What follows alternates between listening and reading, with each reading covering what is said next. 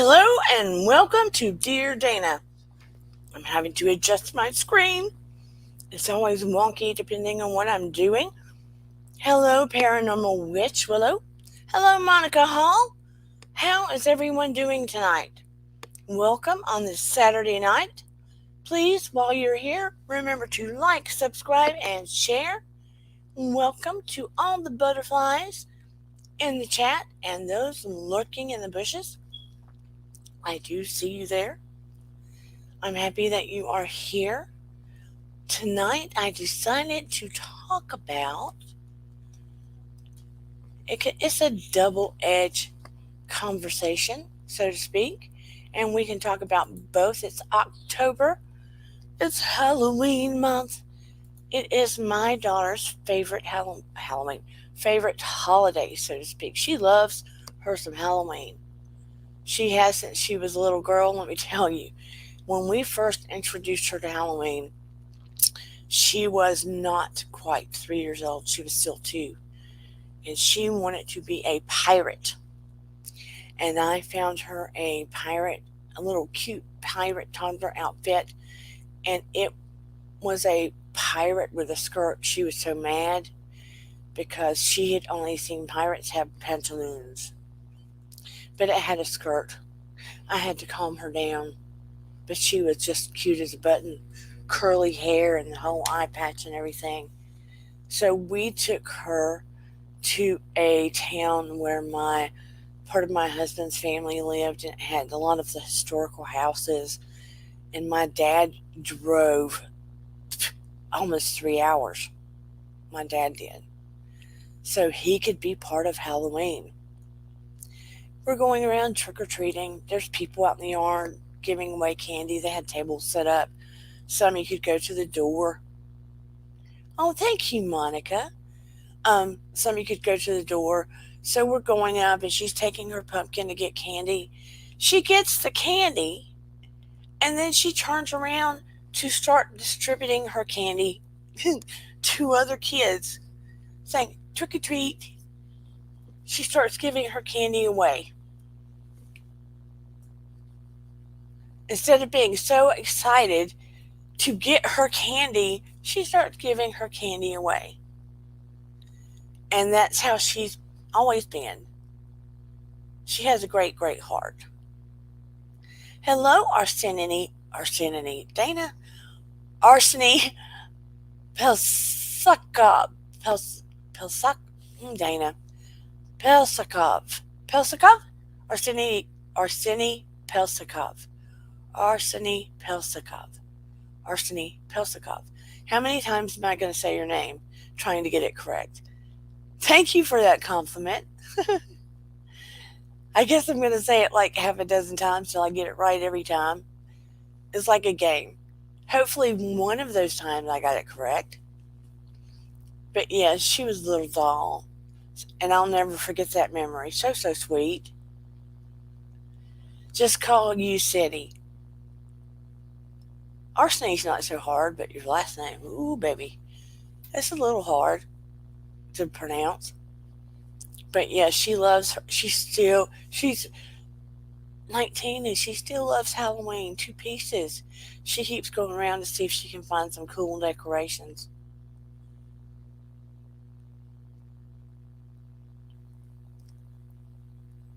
Oh, I didn't give it to you, did I? I'm sorry, Monica. I dinged down on that one. I am so sorry. I did not give you her IG. It's completely different than what it is here. I apologize. I didn't give it to her, Paranormal Witch. I forgot. My apologies. Anyway, tonight's topic is going to be double-edged. Double-edged.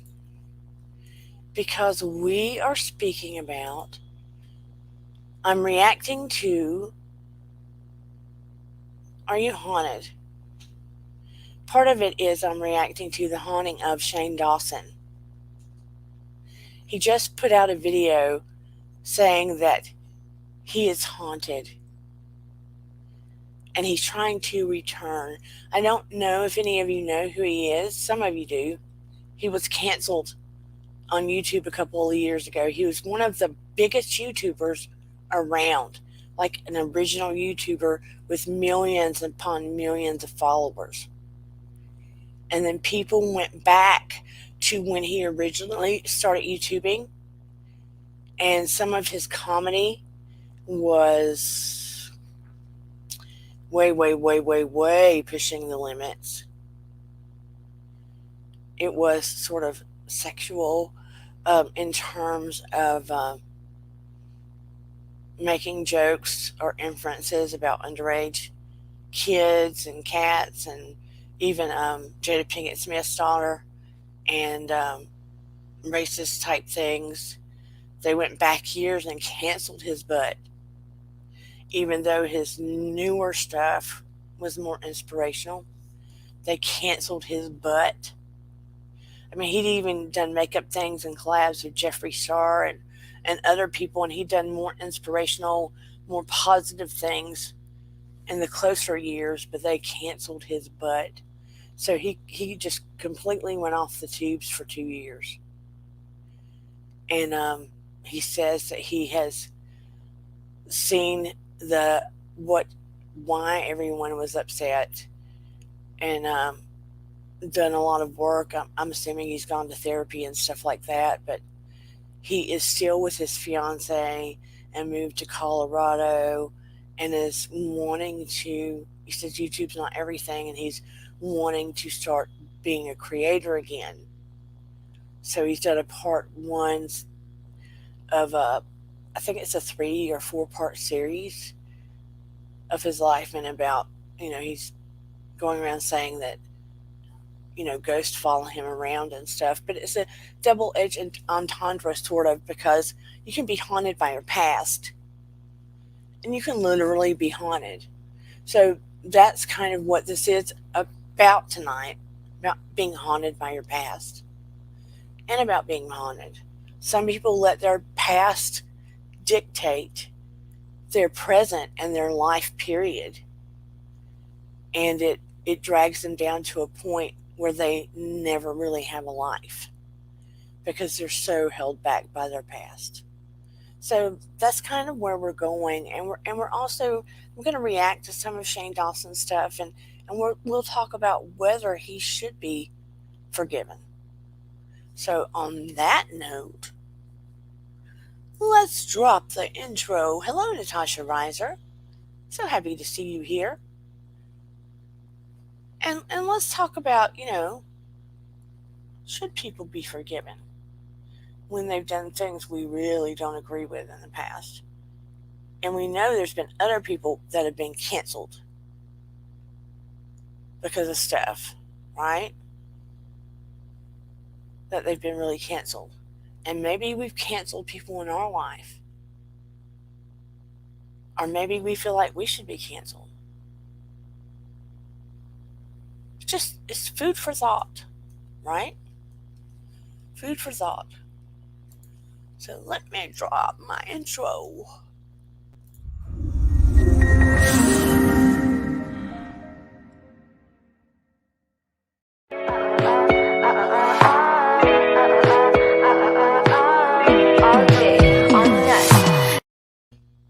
Okie doke. Natasha Reiser says,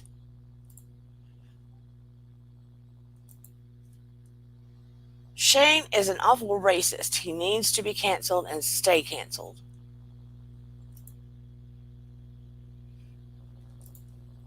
And she says, I will not forgive Shane Dawson ever. And I have to say, I saw a lot of things about Shane Dawson, and I was freaking horrified about the racism stuff, about the underage stuff. I have to be careful about what I say on the tubes. And I was just like, freak out. Freak out. Racism rubs my nerves raw. raw to the core. Core. I mean, I was on a channel recently trying to say a certain country, they were trying to debate a certain country didn't have racism. And I was just all feeling all jacked up because of that, because I knew it did. Trying to convince the audience it didn't. And I was just like, whoa, whoa, whoa, whoa, wait a minute. Because I knew people from there and I knew it did. And I was sitting there thinking, what narrative are you trying to feed people? And I was like laying down proof. And I had to excuse myself because I was feeling so like somebody taking a metal nail thing against my nerves. That's the way I was feeling. That's the way I had to get out of there. And I just said, I can watch your other stuff. I can't watch this. Can't do it. Hello, J. Esco. And then when it comes to kids, that's another. You mess with kids, especially in that way, that is another. And his excuse from then, which was like many moons ago, that it was just all very off cuff, inexcusable comedy. Inexcusable comedy. But I have to say, if your brain works that way for inexcusable comedy, my brain's never worked that way for anything. He was trying to say he was trying to push people's buttons.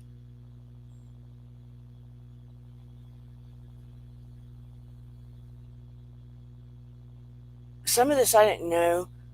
I didn't know about the cat thing till recently. I was like, what? Wait, what?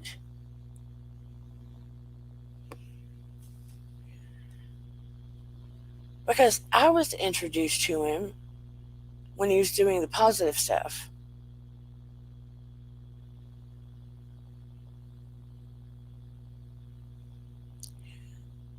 So that really throws up issues for me.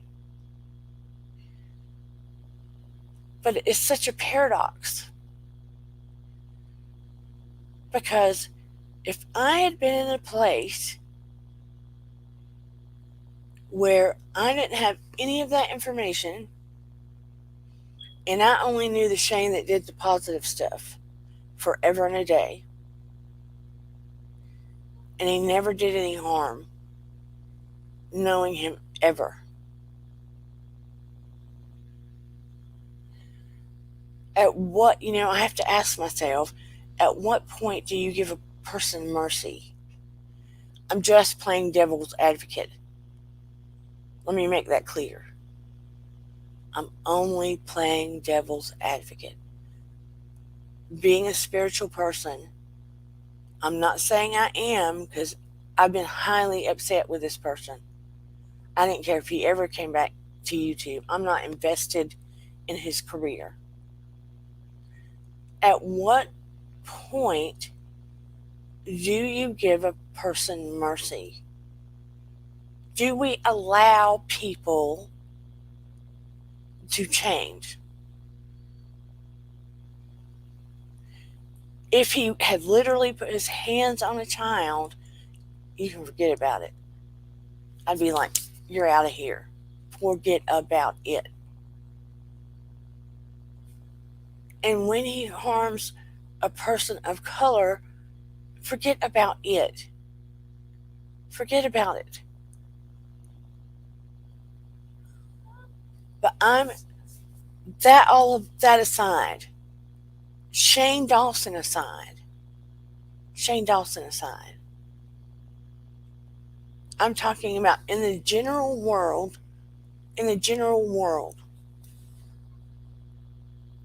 when do we decide what people are worth mercy?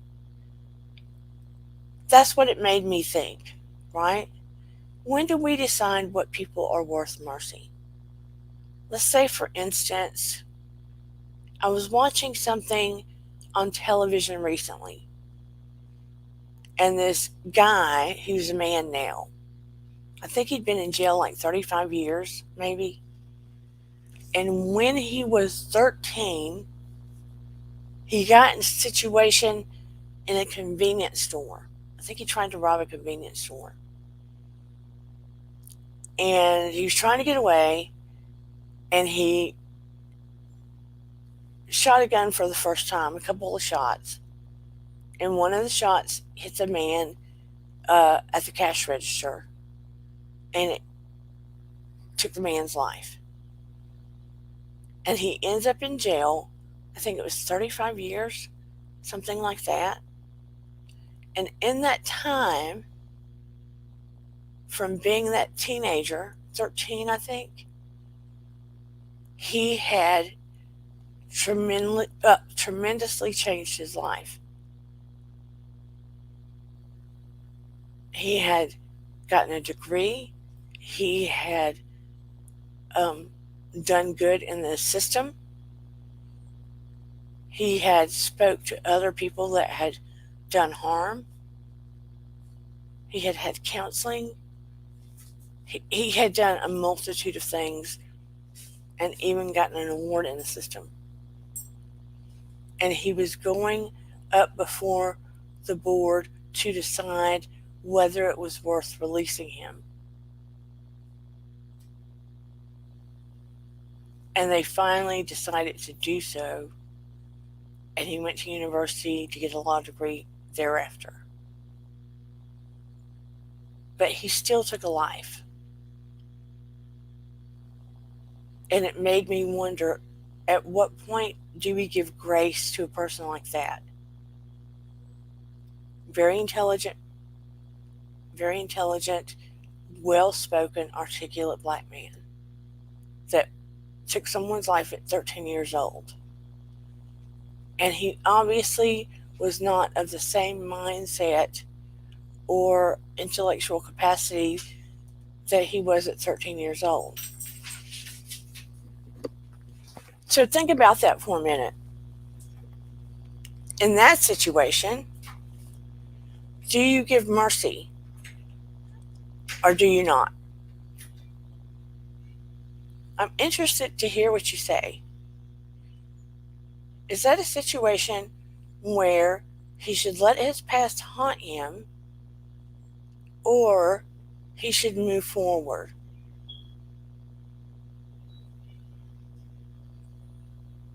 And then you have Dog the Bounty Hunter. Did you know that in the past he was a felon and he was in jail for taking someone's life?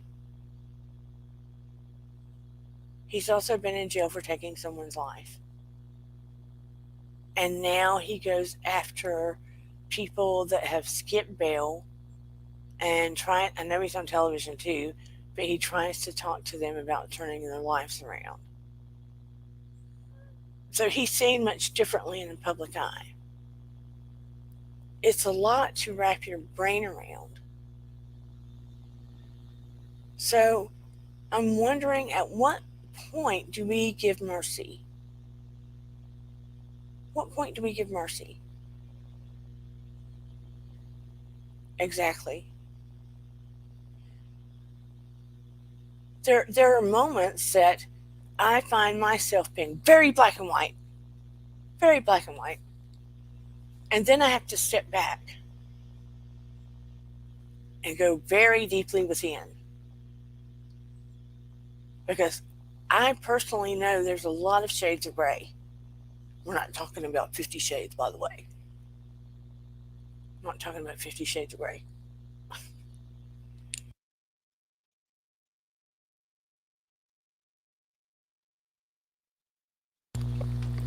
There's just so many shades of gray.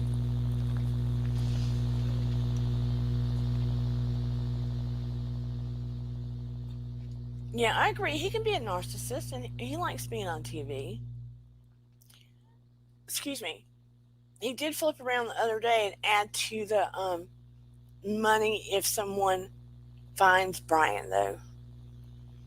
But I'm sure it does benefit him to be on TV to help find him for sure. But I have to say, I don't care who finds him as long as somebody finds him because I'm done with this whole search thing. I am done with this whole search thing. I want Brian found.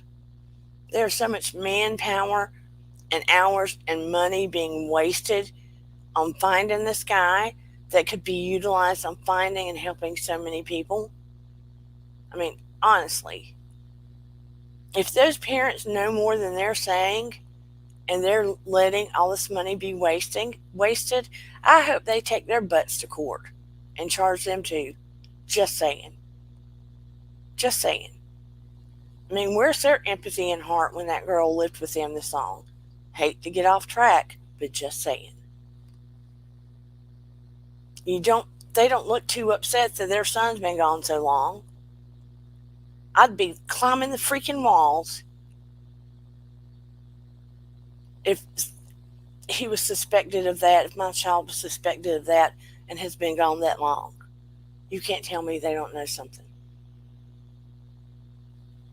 And that's another one. Do we give mercy? We don't know the whole story. Some people are trying to say he's innocent. Innocent until proven guilty. And then we look at our own lives, okay? We have, hopefully to gracious, none of us have done that kind of stuff. But we all have passed.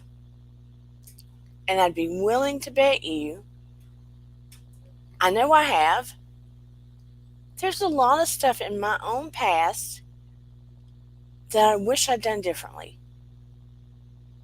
Woulda, shoulda, coulda.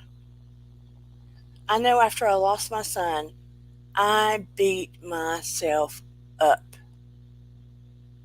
I beat myself up. I replayed it like a recorder. You just have no idea. Hello, JD, don't give up. And I saw Michael in here too. Monica's husband. Hello, Vintage. So happy to see you. Always happy to see Vintage. I meant to yell out Michael too. I thought I saw him. One choice at a time with Michael, yes. Oh, thank you so much, Michael. I get on a roll and sometimes I catch the names at a second.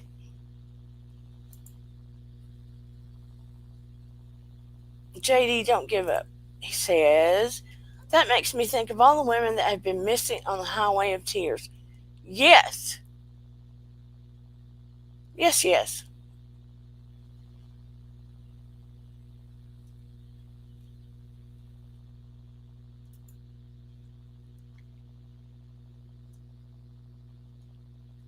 And just in case anybody wants, when I drop the link, I'm inviting anybody that wants to come up and talk with me to talk. You do not have to show your face. You can throw up your avatar if you want to and talk through there. But think of all the times we beat ourselves up. Like with my son, I was like, if I had only done this, if I'd only done that. Like if I replayed it enough, I could rewind and make things different, like a different outcome.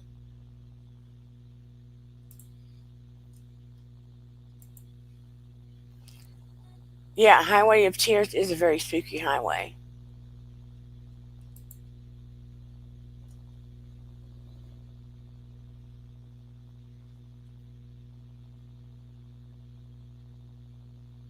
This whole month is spooky. Oh.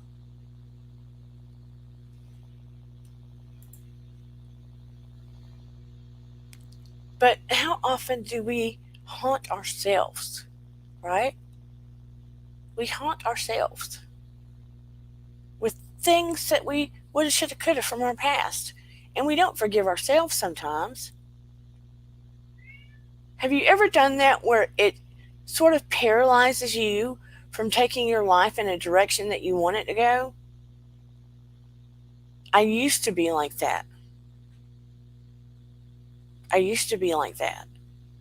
I'm getting better at moving it forward. Moving it forward.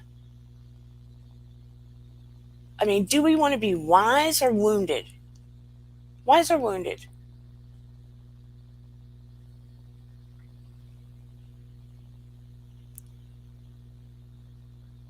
How many of you, okay, I'm going to throw it out there this way. Are you legitimately haunted, like spooky haunted, or are you haunted by your past? One of the two. Drop it in the chat. You want to be wise. Hello, Sun TV and Major. I'm always happy to see you. Always. We're talking about different kinds of haunted. Like I was looking at, I don't want to play it, it's not that exciting.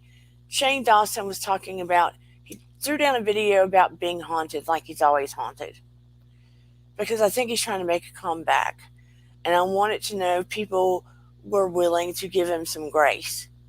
And also, when we're haunted by stuff in our past, do we give our own self grace? Right? So then I also threw to him, are we legitimately haunted by whoo, or are we haunted by our past?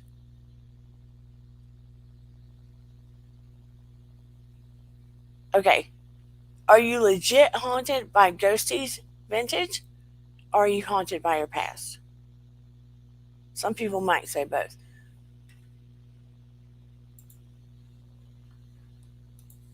Arseny says, getting better though. I think I am both wise and wounded, and sometimes haunted by my past. I think I am both wise and wounded too. You know what I mean?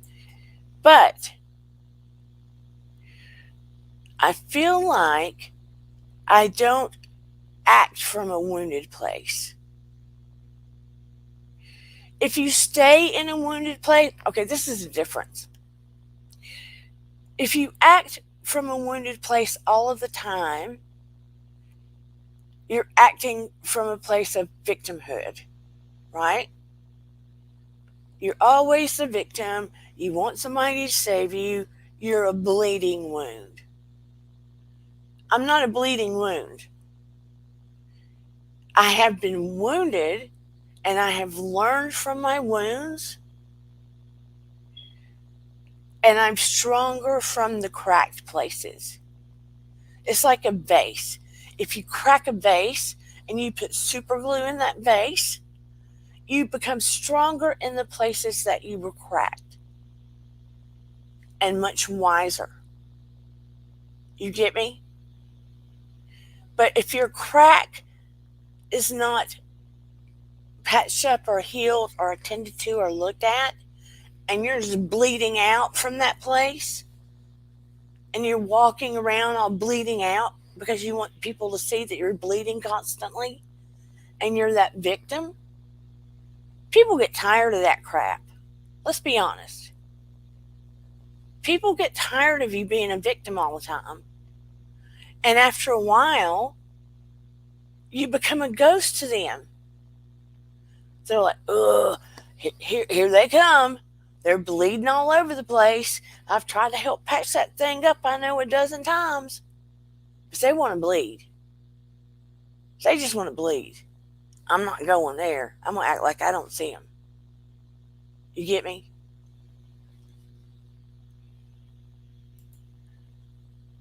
And that's the truth. Sun TV says, I've been wounded, but I've got some pretty cool scars to show it. If I could high five you and hug you right now, I would. Yes. Look, I wear my scars as battle wounds because that is in the place I have become the strongest. I am not ashamed of my scars. Sometimes maybe I'm overly transparent. But those are the places I have become the strongest. And I'm not walking around bleeding to death. I have learned that It's in those places that I can better help people.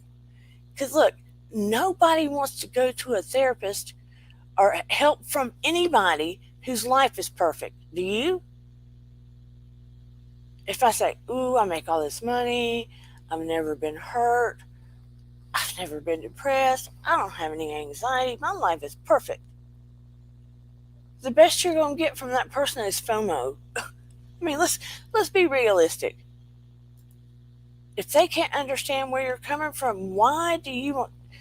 I want somebody to be able to listen to me and feel me and have been through something that they know what path to help me take to stop the bleeding. So I can start walking down a path that's going to help me grow from all that pain. Grow. Vintage says, when I was in Japan, there was an old saying that if you have a physical wound that won't heal, it's because your spirit is holding on to the pain of it. Yeah.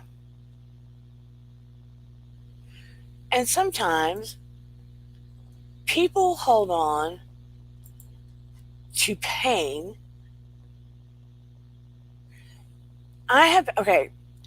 In the past, I have had some people hold on to pain because it's attached to a situation or relationship that they're afraid if they let go of that pain, that they'll let go of that memory or that person. That they'll forget that memory or that person. Just like some people, and I understand it, other people that have lost children, there's one lady, and I may have mentioned it before. I had joined a couple of groups.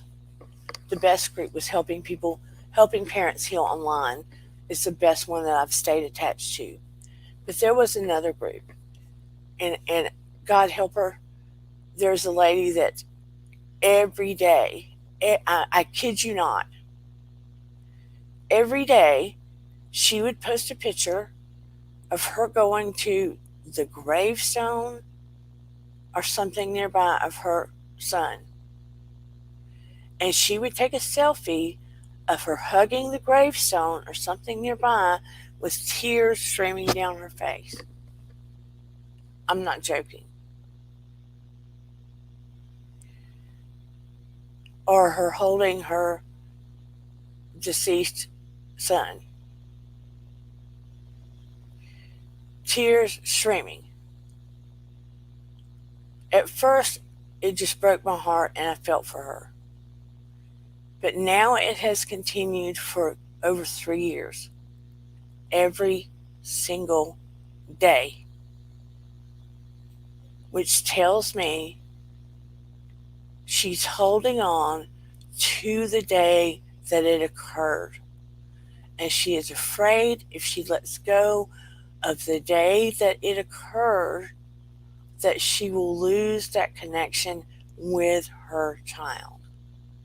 Or she wants to live in the pain of it and wants to live in the wound. Do you get me? And I saw it again the other day and I was like, I cannot see this not one more time. I cannot do it. So I had to block her. Nothing personal. And I feel for her because I've gone through it, but I had to block her. And I would be in a group where the moms were showing, like some of them that had miscarriages and stuff would constantly show the deceased baby, and I couldn't do it. I mean, of course, my son was older, but you get the drift. You cannot live in the darkness, the wound all the time. Can't live in the wound. Yeah, like Vintage says, you cannot live in the wound all the time. Can you imagine living in the wound? Here's the other thing. People, when you think about your life and your memories, okay? Think about your life and your memories. When you think back on your memories, so close your eyes for one moment. Just appease me. Close your eyes for one moment and try to flash back on your past memories. Just take a deep breath through your nose, hold it, and exhale through your mouth. Think about your past just for a moment. Inhale, hold it, and exhale. Okay? In your opinion, do you remember more good things or bad things? Put it in the chat. Do you remember more good things or bad things?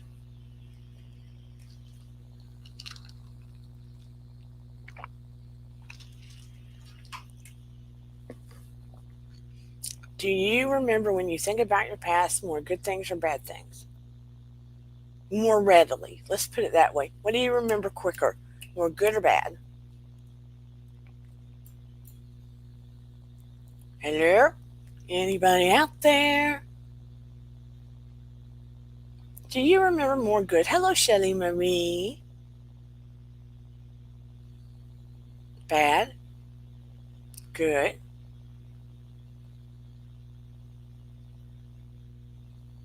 Anybody else want to say? Oftentimes, people have the tendency to remember bad the most. Think about that. Most people have a tendency to remember bad the most. Paranormal says both. It's really important, but I remember what I learned from the bad things. So, what is that in between? It's important to learn from the bad, but we need to rewire our brain to remember the good. It just goes to show you we hold on to the bad for some reason. That impacts us the most. It's like a nature thing, right?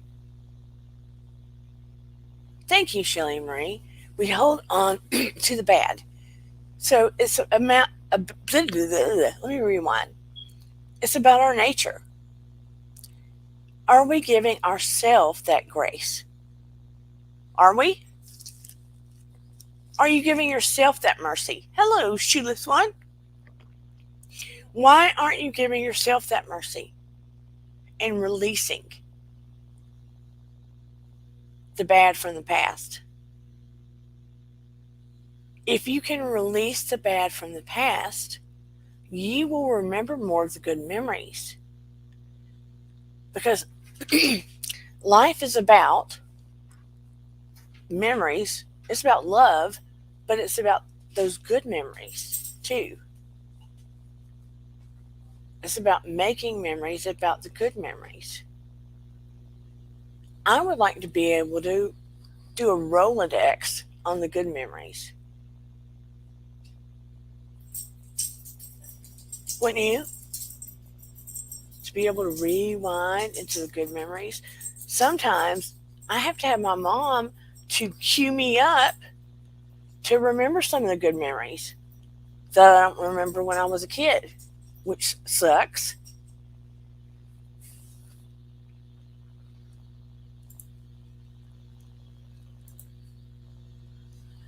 Monica said, the first thing I thought about during that exercise was when I was young, living at my farmhouse, sitting in the woods, staring at the creek.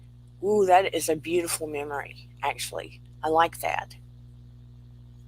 Such a simple, beautiful, wonderful thing.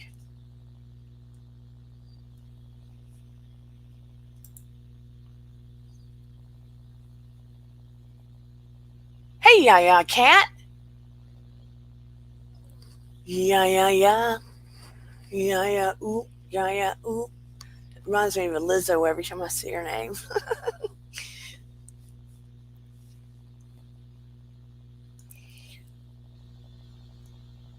I mean, I think back to way, way back.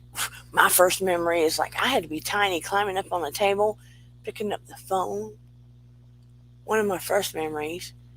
And I have another memory of shoot, we had to be 3 and 2. I guess I was 3. My brother was 2. Of me saying, trying to help him get in the dryer and me trying to cut it on. That's terrible, isn't it? We were playing though. I guess we thought it would be fun. Me trying to stick my brother in the dryer. Isn't that terrible? Is that bad? Me trying to stick my brother in the dryer?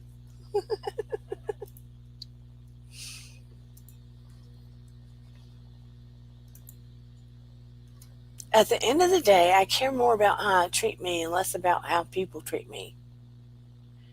You know what? That's an excellent point, Arseny.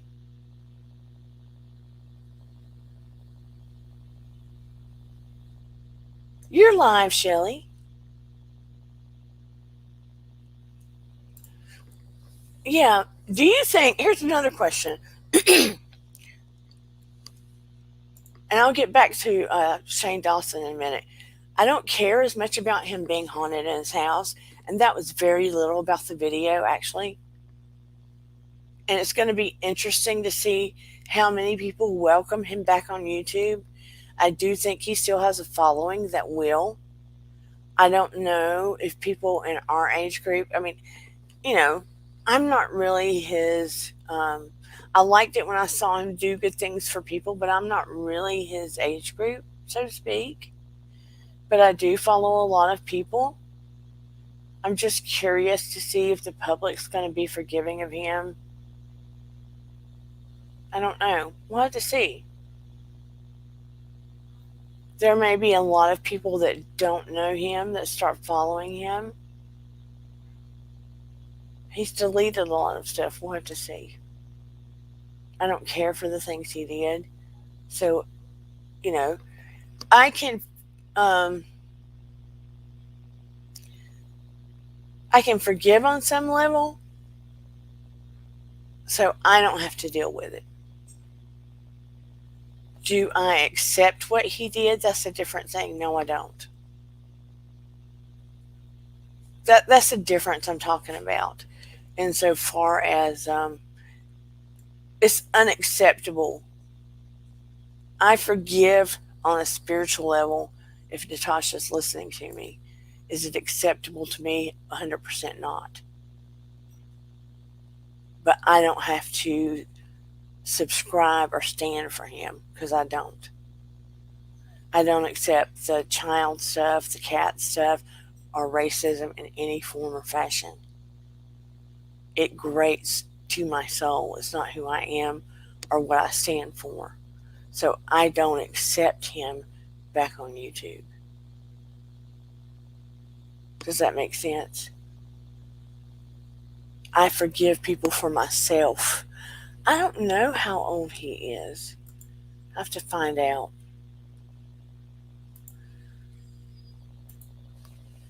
I'll have to find out. How old? I want to say he's in his 30s. 33. He's 33 years old. Let's, let me share why he got canceled for those that don't know. I'll share the page because some of you might not know why he got canceled. So come let me share the screen. Chrome. Okay, here we go. Let's see if you can see it. Yeah.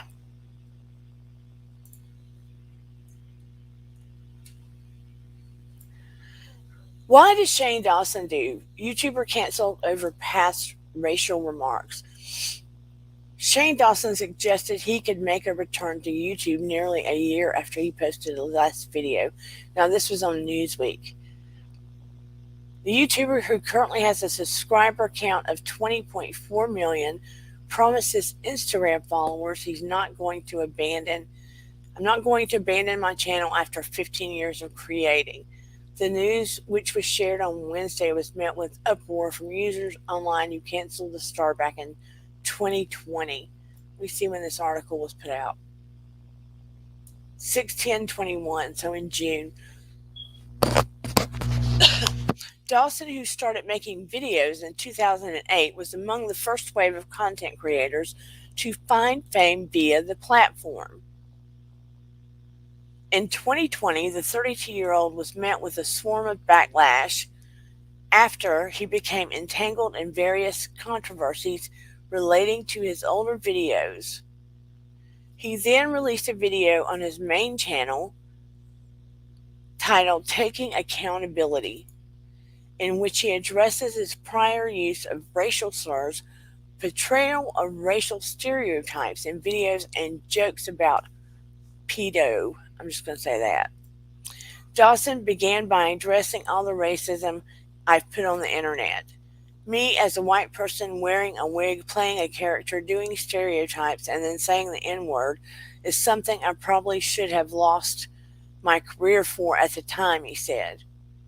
He went on to add that he's aware that apologizing does not take away the impact of his actions. There's no amount of apologizing that can take it away and take away the impact it had and take away the amount of people that have been hurt by that or have felt like that I was just another white guy that can get away with anything.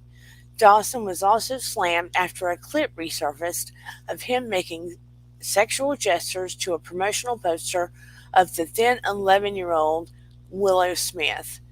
The video showed him moaning as he referenced Willow Smith's 2010 debut song Whip My Hair. Willow's mother, Jada Pinkett Smith, took aim at Dawson online in response to the video, tweeting that she was done with the excuses.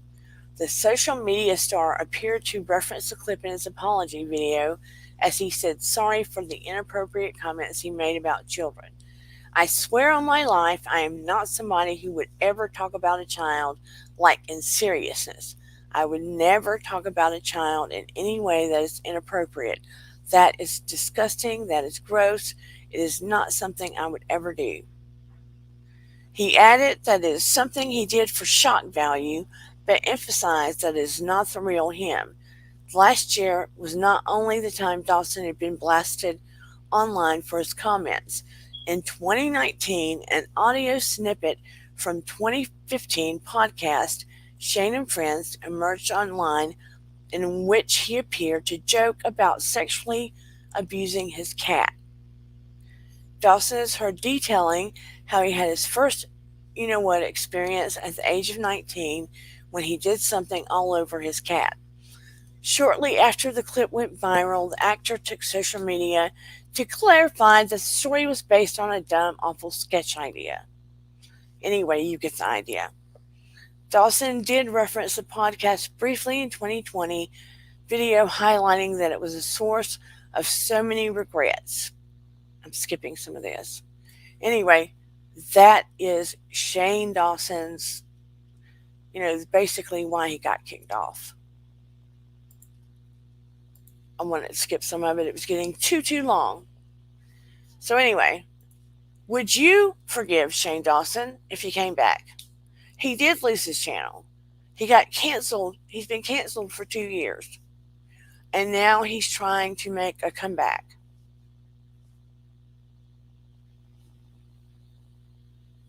So, would you give him grace or would you say, no way? Are people allowed to have grace for past doings and come back if they've done a lot of good? With all that aside, he did a lot of good after that.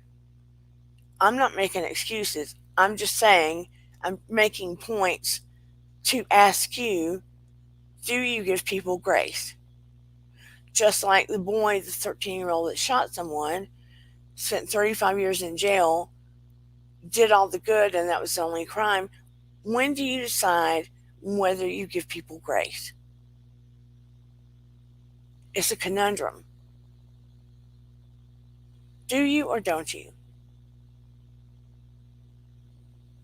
You see what I'm saying? Do you or don't you? Just like, do we give ourselves grace? Is it just about perspective or is it personal judgment? It becomes hard.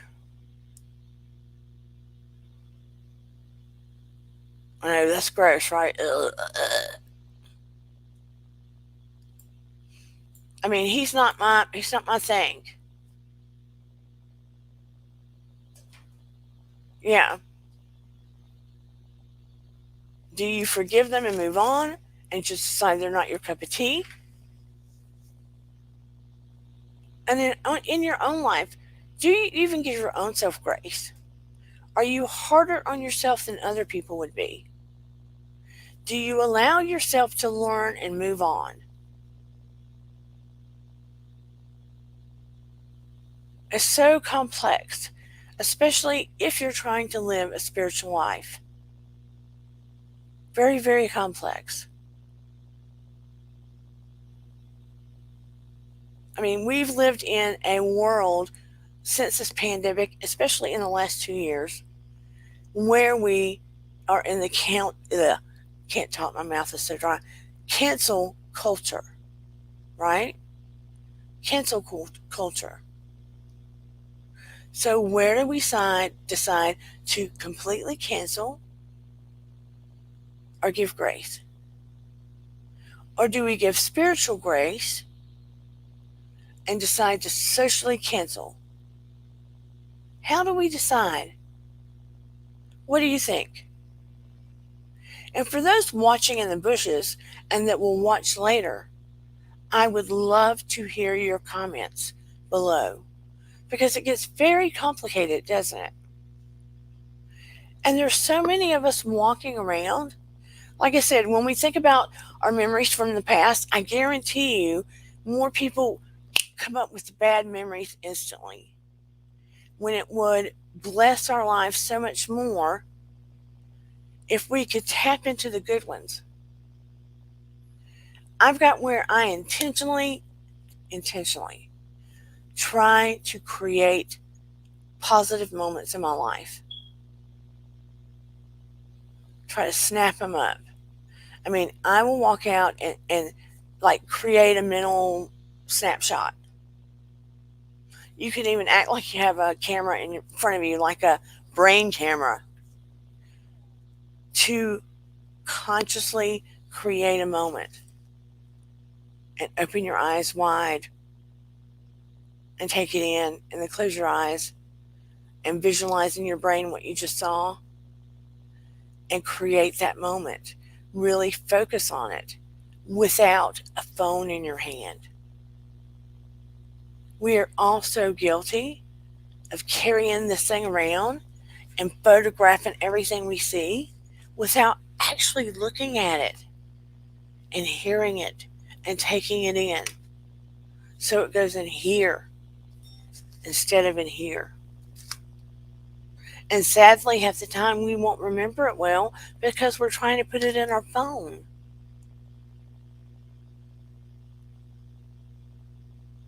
I mean, the brain we've got is like the strongest mechanism we were ever blessed with.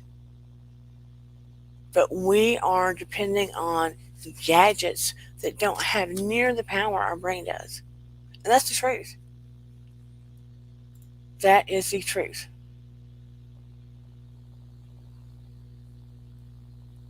Oh, that is beautiful. Yeah, yeah. She said, a learned behavior of appreciation for the little wonders of creation, trees, plants, animals, and the sun, etc. Yes. You know, people want to make spirituality for the longest time sound like the flakiest thing ever.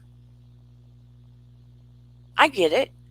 For years, people made it sound like that on television. But let me tell you, it is one of the most difficult practices when you try to take it seriously. because it is a practice. It is a stillness. It is a thoughtfulness. It is a everyday awareness, not only of everything around you and people and thoughts and a spiritualness or I hate the word psychic, a psychicness is also an awareness of yourself and ways you need to grow, ways you need to change, ways you need to develop, no matter how old you are, and how you're thinking about things around you. Yaya Cat says, "Don't laugh. What is cancel culture?" Are you serious, Yaya? It is how we are realizing things people have done, whether it's in the past or now. Just like what went on with uh oh gosh, what is it, Dana? Sir Rules, when they found out like a couple of the waiters had been racist in the past or whatever, and they fired him. And then they found out Stassi Schroeder and the other girl, Kristen, set up the black waitress and tried to say that she stole something or did something when she really didn't. And they fired their butts, rightfully so. Or if they find out YouTubers have doxed somebody or done something really wrong, like Shane did that stuff in the past. So everybody was like, well, we're not watching your butt. And they exposed him. So he got canceled off of YouTube. It's when people don't want to deal with you, watch you, or see you anymore. So you get canceled. Santivia says, I've always compared my memory to a film or a video. I rewind it and everything. I love that so much. I love that. And I love it when you can like take snapshots with it. I had to learn to do that a long time ago because when I was in high school or college, you know how kids are like trying to jam everything in the night before to study? I could never do that. I had to learn everything, learn it. And I am a very photographic type of person. I like to take things in that way. So I get you, Santivia. I get you so much. Exactly. It's how we ostracize people. Arsene says, it's us playing judge and jury and executioner. 100%. 100%. Sheila's one says,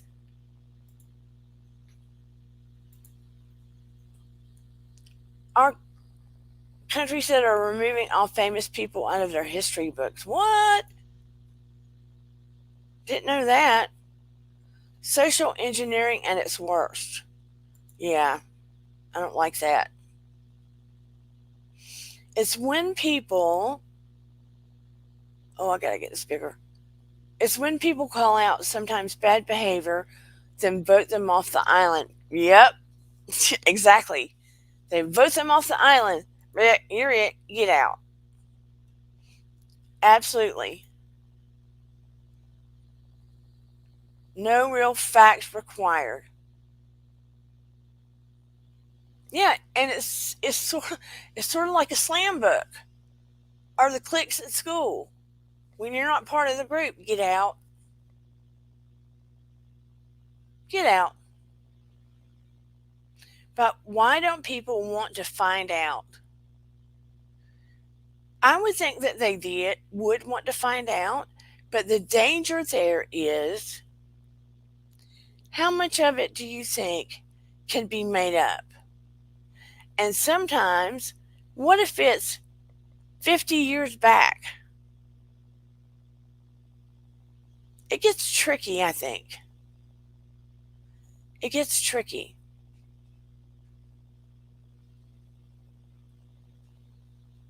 I just don't know. Here, the key here is be a good human. Hey, Busy Blue, I love you too. We're talking about when your past haunts you. And when do we give people grace? When do we not? And should people forgive Shane Dawson? Love you so much. When do we give people grace? And when do we not? Touch Riser says, people like to protect their favorite people so they don't always believe the evidence. That is true. That is true. And some people get brainwashed. Brainwashed. But I'm just saying, nope on the Shane. Me too, Busy. I feel you. I don't believe it. That's just a. I watched this thing today. It's just, no. No. Sun TV says sometimes the allegations sound very true. Other times it's when the truth comes out. Yes. Sometimes people get so brainwashed, it gets dangerous. It gets dangerous. Some people needed to be kicked off the island way before they were. Way before they were. We know who some of those people are on the tube, don't we? I mean, look, let's be honest here. Anybody can start a YouTube channel. Anybody can start a YouTube channel.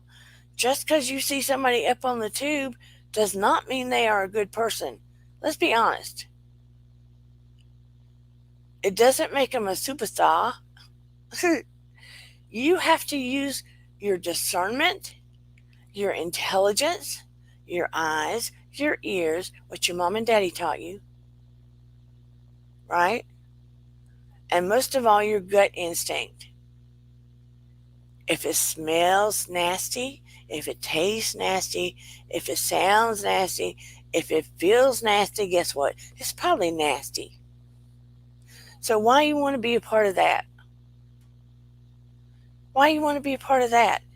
People get so caught up in that group gang mentality where their adrenaline gets pumping and they want to be a part of the action and all that stuff that they become like zombies. They don't think, they're going for brains when they really need brains up here, right? Yeah. Listen, that is so funny. Natasha Reiser says, I feel sorry for any ghost that gets stuck with trashy Shane Dawson. Girl, me too. He says he's always stuck with a ghost. I feel sorry too. Arseny says, that's so funny. When you cancel someone, you isolate them and they will never learn. Unless they are addicted to YouTube and they need that ego juice from everybody and they're not getting that ego food from everybody and they go into DTs because they can't get up there and talk and get that ego food. You know, like zombies need brains and they can't get it and they can't get it and they can't get it. And they're having FOMO because they're watching it and they can't be up there. So they got to do some kind of work. Yaya says, I'm going to have to find out about this guy. He sounds horrible, but don't click on subscribe. Don't give him that. Don't click on subscribe. I mean, I can't tell you what to do, Yaya. You're grown. You're grown. I don't want to tell anybody who to view, what to do, all that stuff. You're grown. But just saying. Just saying. Just like, I can't, Jeffree Star, I can't click on that guy either. I mean, Jeffree Star, he just ruins my meal and my feel and my peace. Can't do, He's the ghost that haunts Shane. Let me tell you. In my opinion, he's a ghost that haunts Shane. He's worse to me. He's almost worse. and they all went off to Colorado. What is that about? What is that about? I mean, all these white folks down there, I don't think they much like gay guys. So what's that about? No offense, Colorado. I just hear that's the way it is. I don't know personally. Oh, Natasha. I can't disagree. I can't disagree. Natasha Reiser. I don't have to put that up there and read it now. I can't disagree. Jeffree Star looks like a badly dressed alien corpse. He would not make it on Drag Queen. What is that? Drag Race. He would not make it. He wouldn't win Drag Race. Mm-mm. Do you think? I don't think he'd win Drag Race. I don't even think they. Has he ever been a judge on Drag Race? I don't think he's been a judge, has he? I can't with his makeup either. I wouldn't want his makeup. Mm-mm. Mm-mm. Oh, honey, yeah. You, you'd be going down the rabbit hole just with Jeffree Star alone. She, Sheila's one is like, I'm glad I don't surf YouTube. That's a lot of surfing to do. But, got to give it to Shane. I mean, he was one of the first. He was one of the first pioneers on YouTube. If he only just kept the dirt out of it. He was talented. If he hadn't done all the other stuff, he would have been fine. But no, he's got to mess it up. I mean, look, Jeffree Star is one of the ones that got. Have you heard of Tawny Westbrook? She's a lady that's in the makeup biz. Oh, did he? Natasha says no. Jeffree got into beefs with two of the queens from Drag Race. What a dummy. And who won? The queens from Drag Race, I'm assuming. I'm sure he just did that for PR. I'm sure he did that for PR. And didn't he move to Colorado also? What is all that about? More bang for the buck? Oh, I didn't mean it that way. Sorry. Oops. I didn't mean it that way, but I mean, can you get more land for the money? I'm assuming. And Shane is saying he still has his house in LA, but his fiance, Rylan, is from Colorado. Oh, Jeffree's in Wyoming by Kanye West. Oh, Jeffree bought land next to Kanye in Montana or something. Okay, so they're all going out west.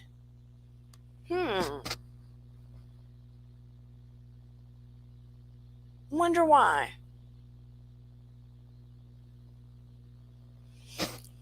Monica, don't feel bad. It's probably because I have a teenage daughter that I even know about them, to be honest. Because if I did not, I probably would not know, to be honest.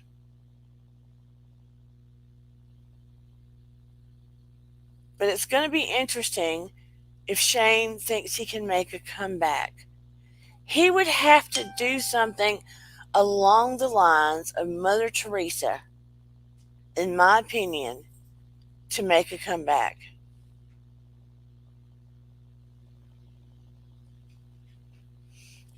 But I brought it up because a lot of people do know him, but I also wanted to know about Do we have things in our past that haunt us,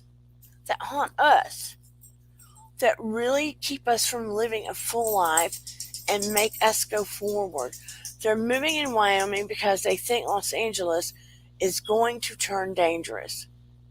Hmm, I wonder why they think that. A lot of the movie stuff is coming my way. Not me, like, I'm not going to be in movies. Nobody wants to see me in a movie. That's not what I'm saying.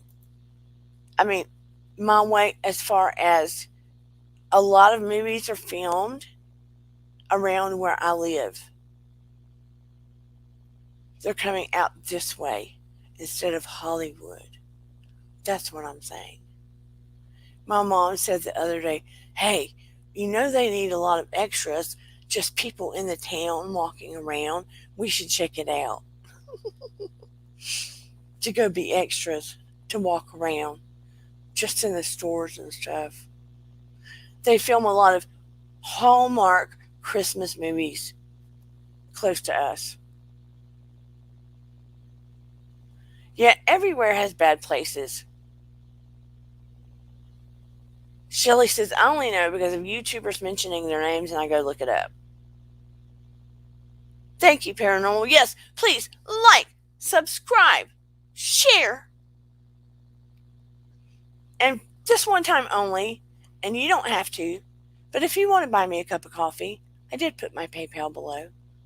Because right now, I'm running my own thing. We're not monetized here. But yeah, please like and subscribe. And while I'm thinking about it, real quick, and it has nothing to do with the topic,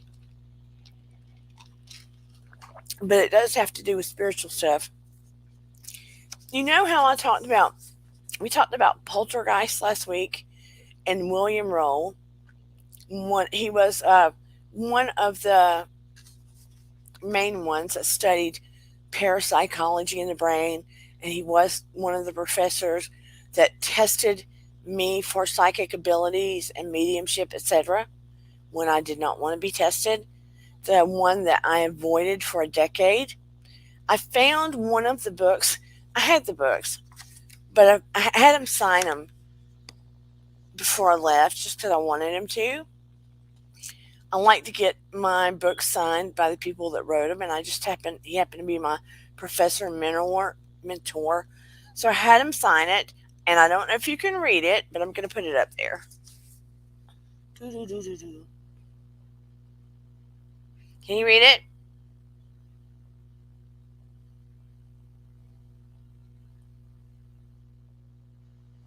He signed it Bill Roll. I don't know if you can read it. He was getting old by then.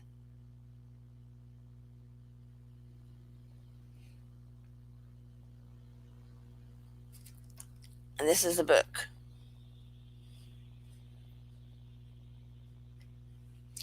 I was trying to find the other one, but I couldn't find it on my shelf that quickly. Bill Roll. Bill. It looks like rice.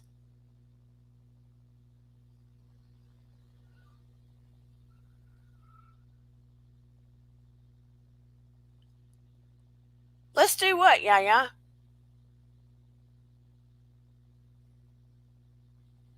Okay. And I wanted to recommend, if you want to know about Poltergeist, a true story, this is a cool book. It was written a long time ago. I wanted to recommend a couple of books to you guys, especially about healing. Edgar Casey was from a long, long time ago. He was one of the original psychic healers, and he connected to angels. Um, he was just a natural, and he was really amazing. And I'm not trying to pump wind at my skirt. Let me just say that. But my mentor, and I need to read more about him myself, compared me to him. And again, I need to read more about him myself. But I got a lot of books on him. He was an American clairvoyant who claimed to channel from his higher self. His sessions occurred during a trance state when he would fall asleep I don't fall asleep. Um, but he would do healing with a lot of people. He did trance connections with angels. He lived from 1877 to 1945. They called him often the sleeping prophet, and they called him an American faith healer. He's very, very interesting. This is just one of the books that I grabbed. But if you want to be really fascinated, look up Edgar Casey. Edgar Casey. Yeah, most of my newer books are signed by the original authors. Some of them are people that I know personally, if they're in the psychology or psych field. But I didn't know Edgar Casey, of course. But look up Edgar Casey. I think you'll be really, really fascinated. And another one that I think you would like to know, of course, my dog got this one, is Brian Weiss. Brian Weiss. This has a lot to do with past lives. And he started studying a lot of this. He's a medical doctor because he started doing hypnosis with people, and he started discovering that some of them, especially one lady, is how he found out, would have past lives, and he was able to document some of it by finding the actual people in the past lives. So these are very interesting reads, and you cannot put them down. So look up Brian Weiss. This one is Through Time into Healing. Through Time into Healing. If you're very serious about your spiritual journey and learning more about yourself, I cannot stress enough that it is your personal study and it is a journey. It's not something to take lightly, and it's very interesting.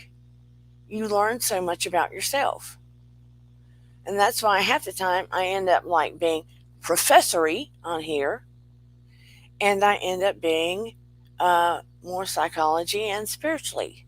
You know, I'm hoping to get to a point where when we hit the threshold of having the community page, and I'm thinking about of somehow how to do a private page where we can tap in more of doing hypnosis or past life stuff with some of you. We can't do it with all people because if there are deeper issues going on, I don't like to do it with some people unless I'm present with them. So I have to kind of vet people that it's okay to do with at a distance. Does that make sense? I have to vet you to see if it's okay. Cool, vintage. Yes, the sleeping prophet. I mean, I cannot stress enough how interesting Edgar Casey is. Very, very cool stuff.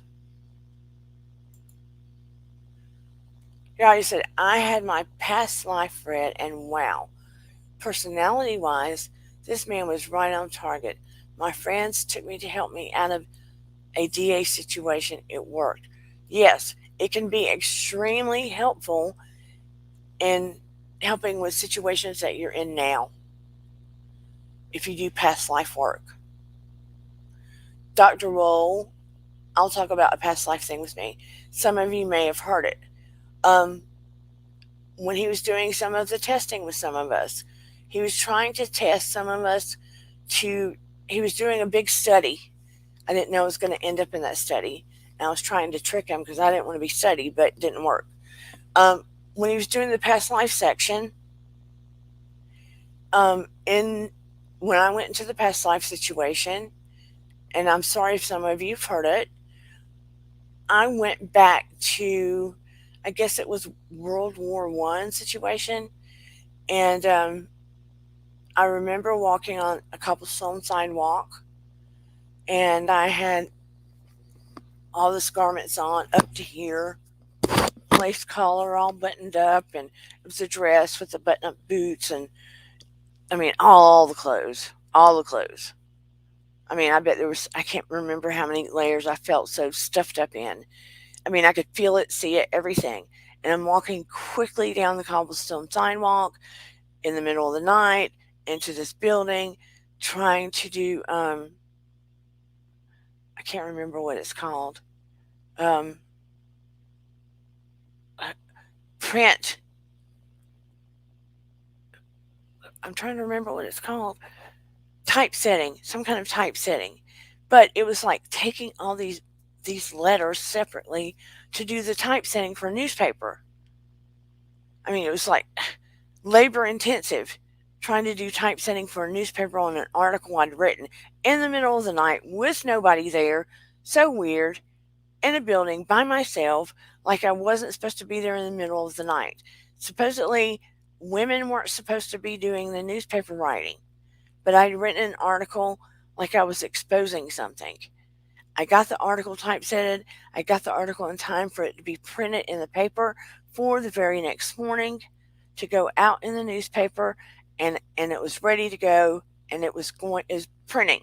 It was printing by the time I left. I got out of the building, locked the door. I start to leave. I got caught and I was shot. I was shot right in the heart. I was caught. I could feel the shot in my heart. I was caught.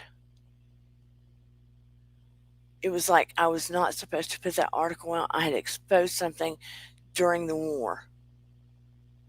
And I could feel the shot go through my heart. And I could feel my body jumped.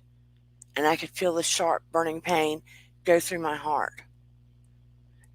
And I knew what my name was. And it was an alter name to, it was a pseudonym like I was a man. It was a pseudonym writer's name. And after the fact, we were able to track down the name. Hello, Marie Crumbacher. We were able to track down the name and the city where it was, everything. It was so freaky. So, yeah. Ugh. Freaky cool.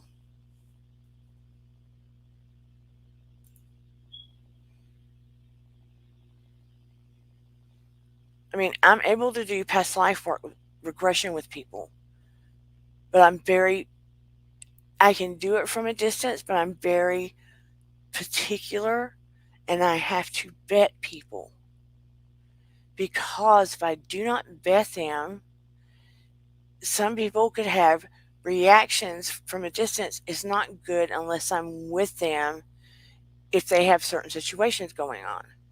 So I would vet certain people to make sure it's okay to do it from a distance. Does that make sense? That's why I would like to have a private page to do it or to be able to do it on Zoom or what have you. I mean, things like that, I would probably do a offering for, like hypnosis and stuff like that, and for readings, etc. I mean, I'm going to open myself up for spiritual readings for this community, etc. But I'm being, ticky for this community or people connected as in family.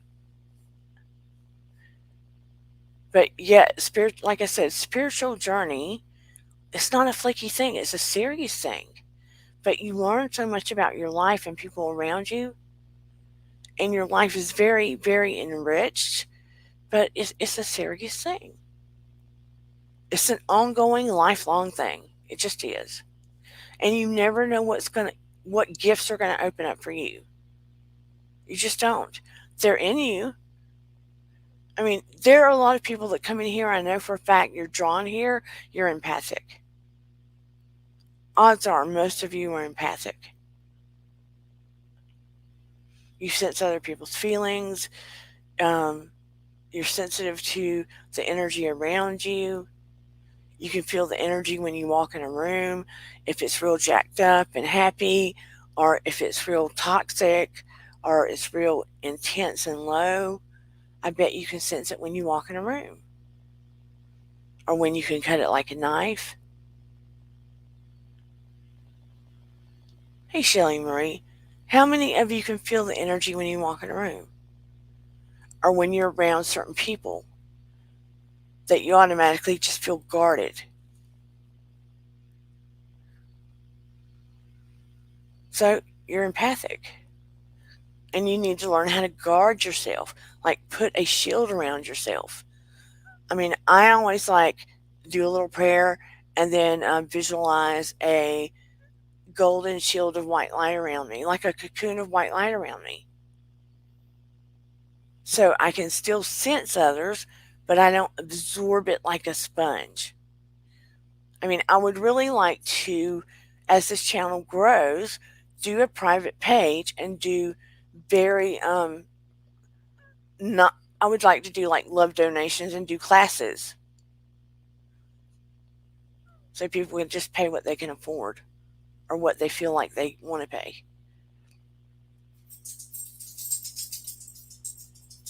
Because I just want to be able to teach people. Or saying, oh, I thought I pulled it up. Where'd it go? I'm trying to share. I used to body jump in my dreams where I was someone else and experienced their last minutes of life, and I would wake up with bruises and then it just stopped. You would experience their last minutes of life. Arseny, would these be people you know or you didn't know?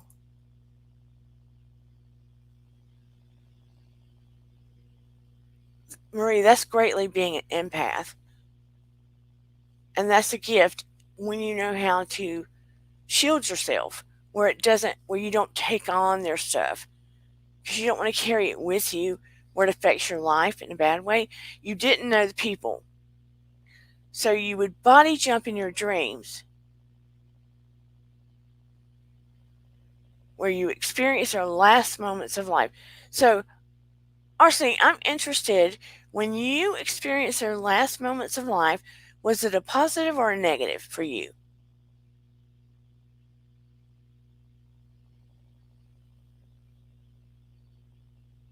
Was it a positive or negative? Do you remember? And when was this? Like, what age range were you when this occurred? You wake up with bruises. It was scary. So, were you very young when this occurred? And I wonder why it suddenly stopped.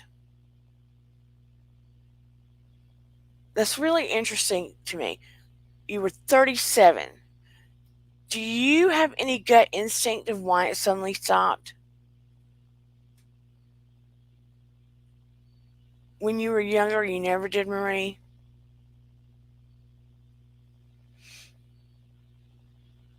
Marie, it may be because you were so busy when you were younger, and now that you have slowed down, you're more emotionally connected to what's going on.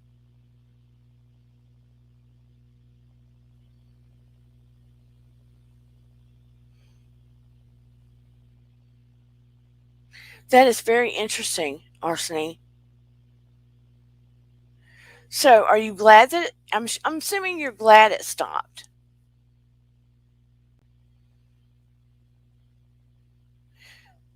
You know, it almost feels like if you did not know them, let me ask you this, Arseny. Do you remember if it was in the same um, time frame that you lived, or did it seem like different time frames?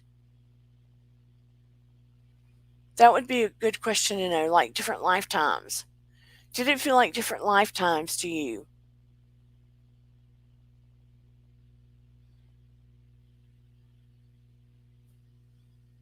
I'm curious to know if it felt like different lifetimes. Same time frame. That's really interesting. Dream stuff affecting real life.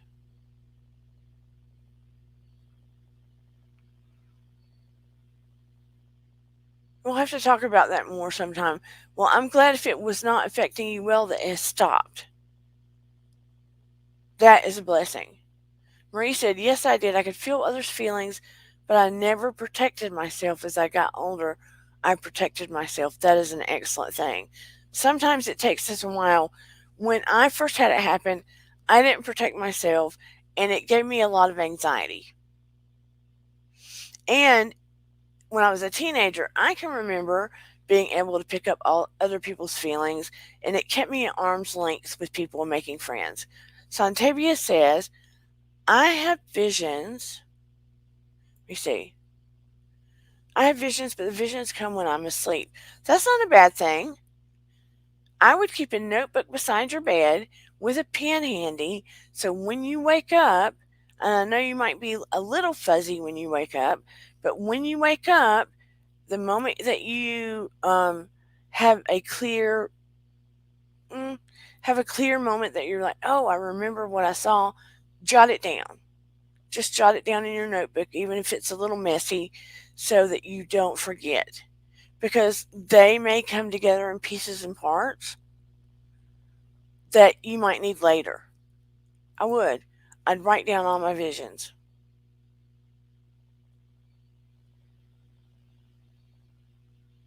Wow, Arseny. There is a reason for it. I just feel like there was a reason for you to have those. A spiritual reason, actually. Oh, you always remember? That's excellent, Santavia. Have you ever had them where it was giving you an answer for your life or an answer for somebody else's life, Santavia? I mean, that's really a gift. People have gifts and they just tend to come in a way that, I guess, Creator or your angels or whatever feel is more comfortable for you at this time in your life. So that's probably a more comfortable way for you to receive. Excellent. That's excellent. That's a cool gift. People just get things in different ways. So that's a very cool gift.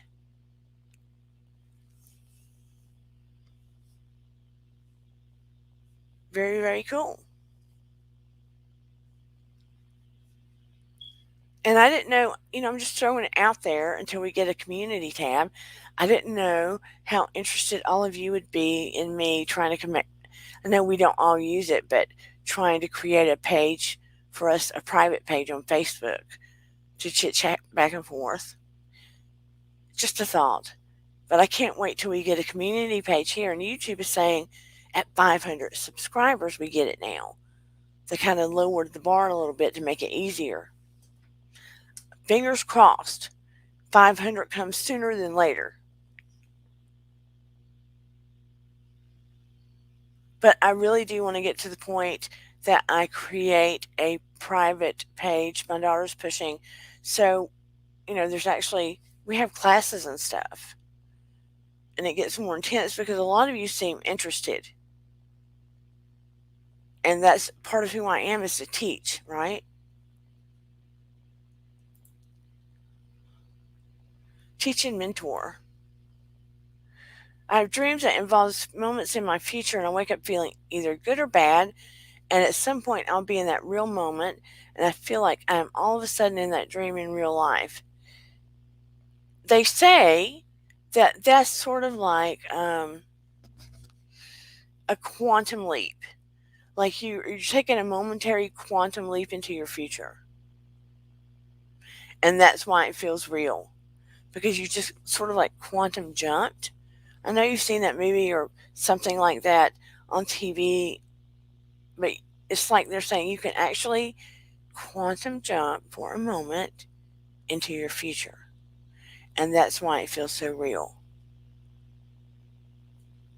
So, you understand? So, they're saying you literally can do that.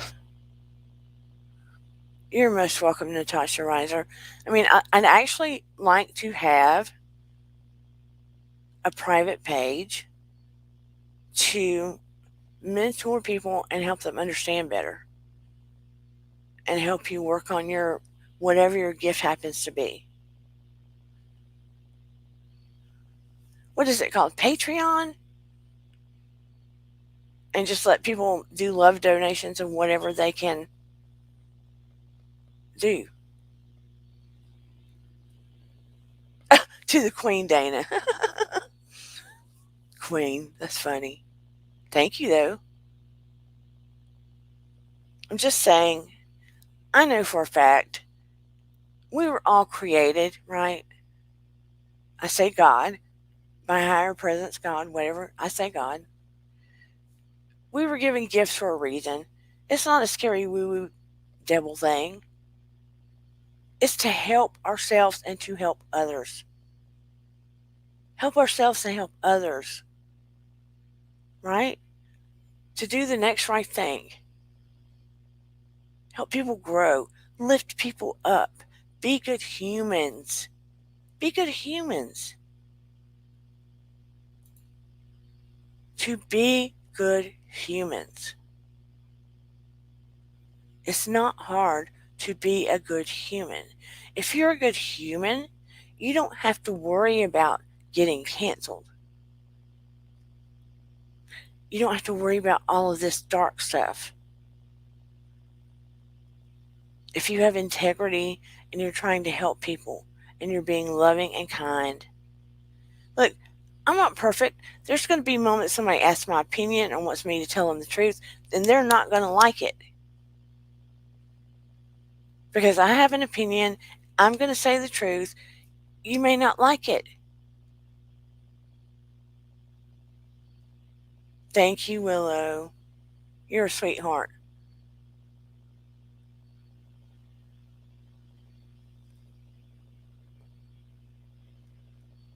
I'm not going to be everybody's cup of tea. That's okay. Like I've said before, there's a million other YouTube channels you can go to. But there's going to be people like I have been where I wanted to hide because I had gifts. I didn't know what to do with them. I felt guilty. When I was a kid, I thought God was going to strike me down. If you are a good human and you have these gifts or you have whatever gifts and you're trying to help other people and you're trying to lift yourself up, you're trying to do the next right thing, you're trying to grow your life, you're trying to understand what life is and what happens after life and life after life, and you're trying to struggle through old wounds, new life, happiness, everything, and just understand you don't have to worry about all this other dark stuff. Just be a good human, right? And this is a no hate zone. This is where your tribe, your vibe attracts your tribe. And you've seen me up here. Sometimes I can't remember a word because I have MS. Sometimes I have pain because I lost my child. Life is not perfect for me. But I'm pushing forward and I'm trying to help people. So, if you want to do this together with me, come on in, baby. you know? My heart's wide open.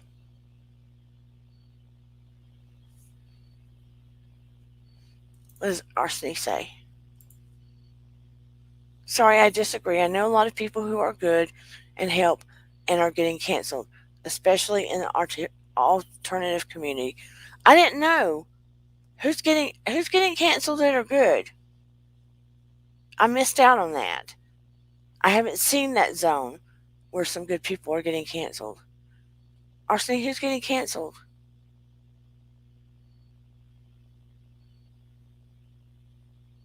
Then I understand your disagreement. And it's wrong. Who's getting canceled? That doesn't make sense if they're getting canceled and they're good and they haven't done anything. Then I understand your disagreement. But I still believe people should be good humans. Who's getting canceled, Arseny? Or do you not want to say? Or do you want to tell me in private later? I'm on Instagram under Dear Dana 3. I don't think that's right. I hope they're fighting.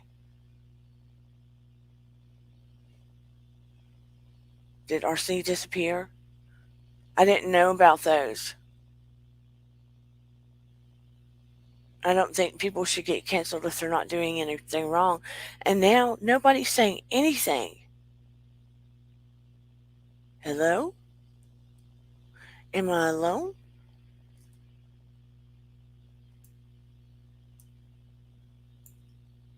They are all on one example of Jeff. I don't, let me pull it up because I'm blind.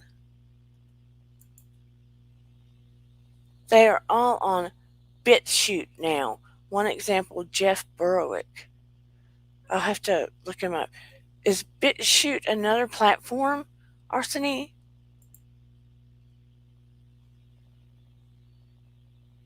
Thank you, Marie.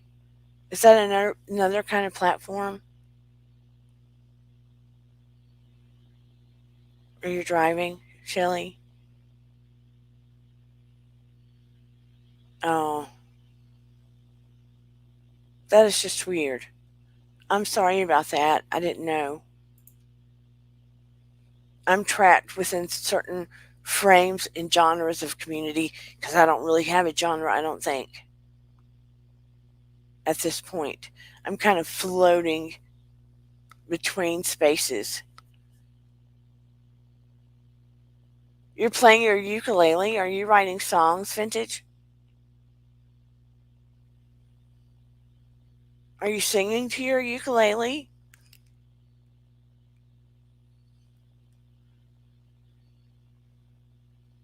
Oh, and did you finish your dollhouse and already give it away?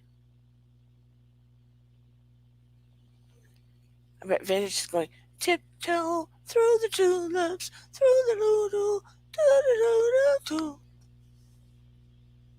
Well, I'm very sorry about those other YouTubers.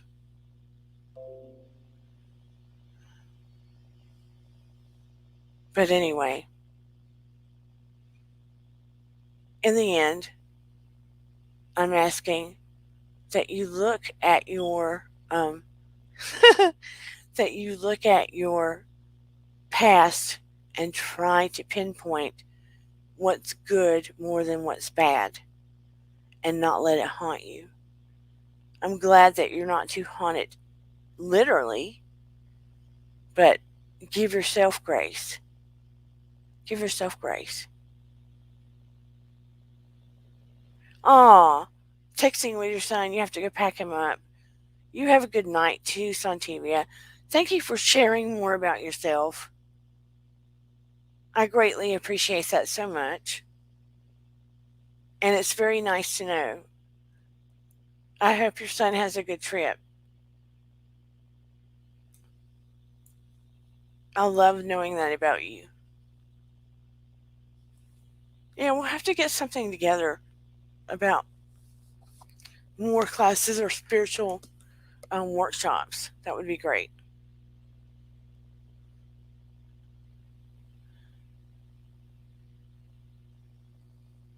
But I guess we're all on the same page about Shane Dawson. It's a big like, "Er." Nobody wants him back. And the other ones didn't know him. Maurice Kronbacher says, Tiny Tim, a blast from the past. You are what, Vintage? You gonna come up and play your ukulele? Let's hear it.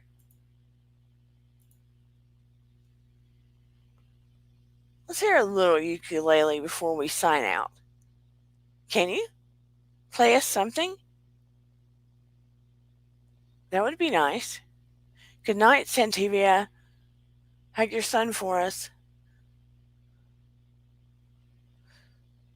Are you not going to come up and play us some, Vintage? Please. Play some ukulele? And all of you also remember, if you go to More Candle Company and put Dear Dana 15, you can get 15% off. Yes, Monica Hall's asking for you to play some ukulele too. I didn't know you could play it. And how is mom? How's she doing? Vintage isn't going to play? So you're teasing us with the ukulele. I'm not finished, but I'm getting sentimental and don't want to give it away. I want to see it. Vintage, please. Now Marie wants to hear it.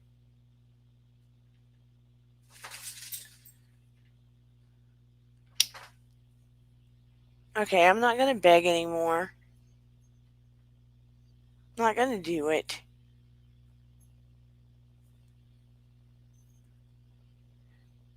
And I'm getting dead air because I'm sitting here waiting to see if Vintage is going to come up. And I'm guessing the answer is no. Am I correct, Vintage? Is that a no? But anyway, I hope that I have opened people's eyes. I guess I'm not hearing any ghosts going on, any hauntings in your homes necessarily. And I'm hoping that you're not haunted in your life. I'm asking that you all give yourself some grace and that when you're thinking about other people, if you don't like their behavior, you don't have to accept it and you don't have to let them into your life. But I hope that you're able to not hold on to resentment for them and that you are able to allow yourself just to release and allow grace or mercy or forgiveness for them, or at least forgiveness, so you don't hold on to it within your body. I think Vintage is gonna come up for a minute. Yes, Candle Company. Oh, Dear Dana 15. hang on. I have to. This. Okay. Yeah. Safe. Hello.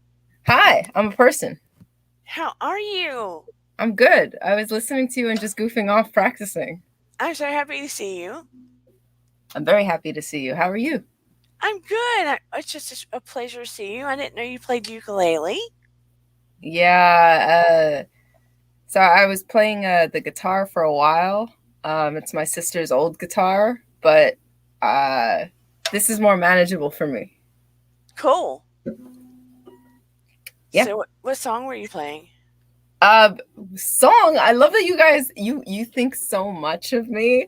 I only know 3 chords. Like when I say I was practicing, I meant like practicing. Well, Like I okay. only know 3 chords. Call it a heart song. Okay, I'll call it a heart song. Let's do it.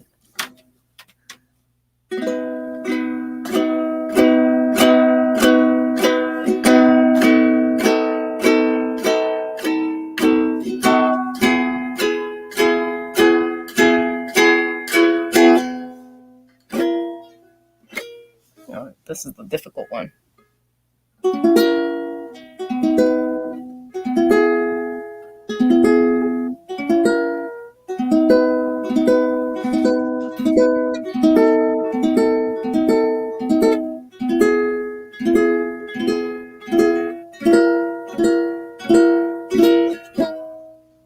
Yeah, just 4 chords. Yay! Oh, wow. Thank you. Thank you. And what about your dollhouse? Can we see it? I don't want to show it to you yet, but okay, I'll show it to you. But I don't know if I can give it away. Yeah, I understand that. Like I've been working on it for a while, so I had to fix a whole bunch of stuff because I had to caulk some nonsense. So all of the panels are done, and I had to caulk this area to make it more sustainable. But I think I already showed you the creatures that are going to be living inside of it. Yeah. So these little guys are going to be going in. And for Halloween, I was thinking I wanted to sell some of my stuff. So I'm going to have a Halloween yard sale from like 12 to 3 and just sell a bunch of comics and toys and stuff. Cool. Yeah. But it would be hard to sell that. We didn't get to see it good except the top part, but it would be hard to sell the dollhouse. Dollhouse, I don't think I can part with it, to be honest. I mean, it's so detailed and everything. Yeah. Yeah, I was thinking so the Edgar Allan Poe Museum in the Bronx is doing a whimsical it's the 10th annual Whimsical Wonderland art show, so I thought about maybe making my dollhouse into like a Christmas house and just constructing like a Santa Claus like going through the house or something like that just to get it into the show, which I know is ridiculous, but I think it's still funny. It would be really cute and to make kids sleeping or anything like that.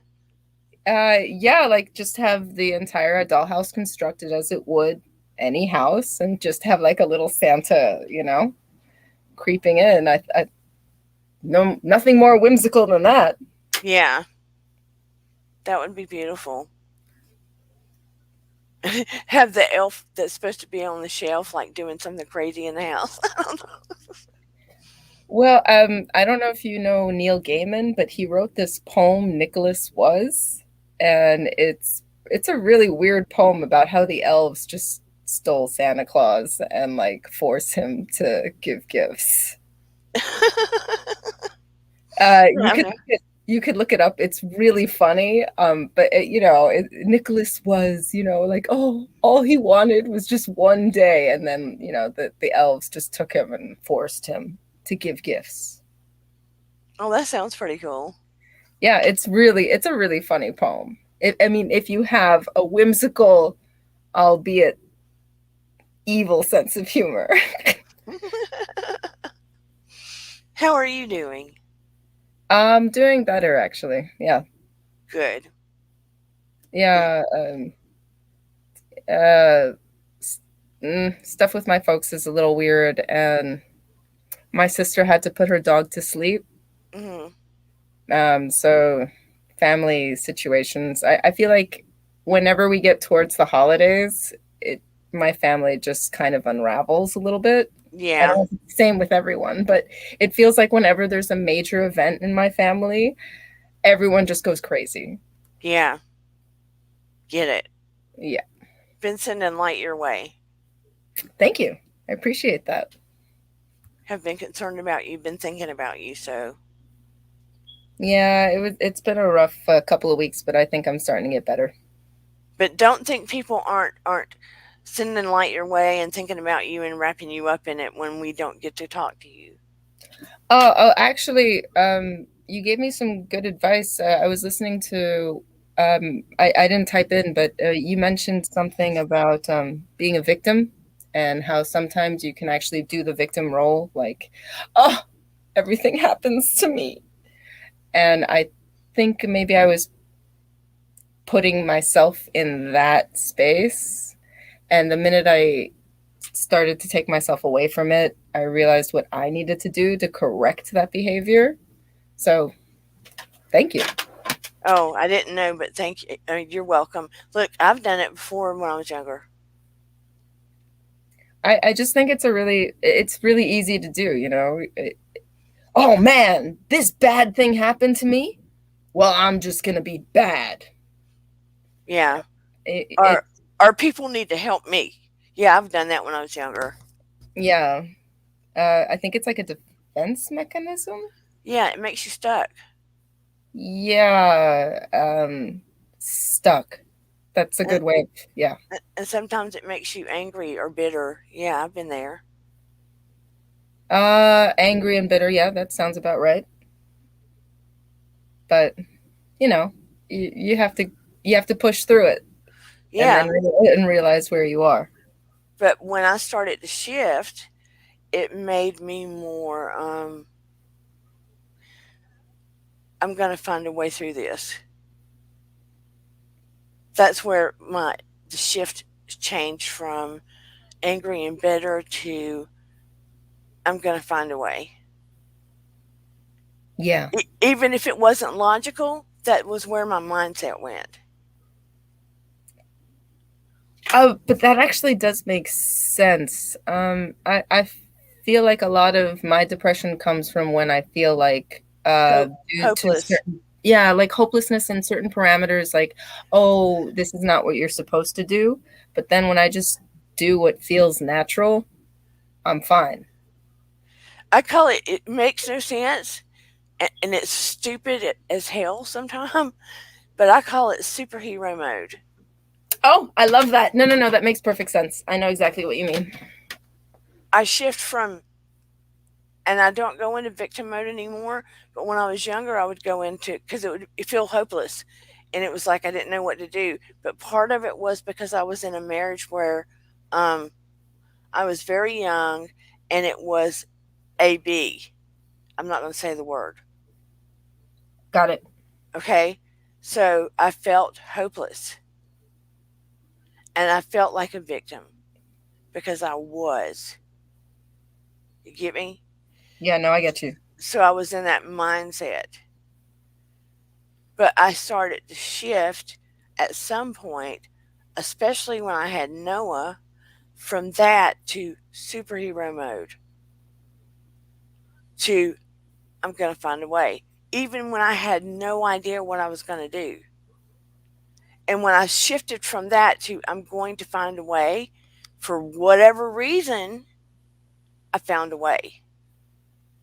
And a lot of it had to do with the universe or whatever ways started coming. Even if they were tiny things, ways started coming. I believe it. So I would take the tiny steps of the ways. It may have been perspective was more there. I don't know, but ways started coming. Well, I remember when I was a kid, I heard a story about a mother and her baby was in a car or something like that, and she actually was able to like lift the car with superhero strength or Yeah, something like that, and get her baby out. I sometimes I think love. I think it's a certain kind of love, but it can yeah, make you do supernatural things. yeah. But sometimes, even if it's not about your baby, okay. I mean that I needed that shift. I needed that shift to get me out of that hopeless and shift my perspective. Okay, you already have it in you because I can feel you. Okay, I can feel you from here. Always have been able to. But there is something in you that you can tap into and go to the superhero mode. You automatically have it in you. Automatically. You do. Thank you. So if you're able to just to make that shift,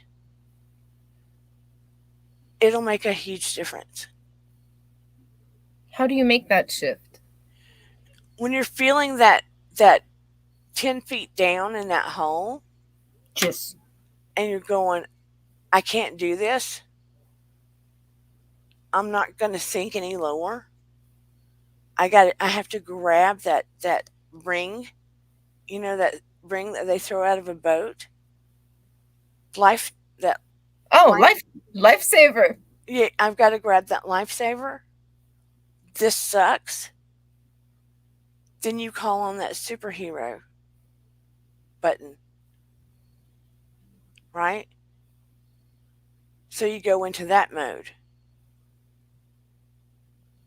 You just imagine you have a switch in your brain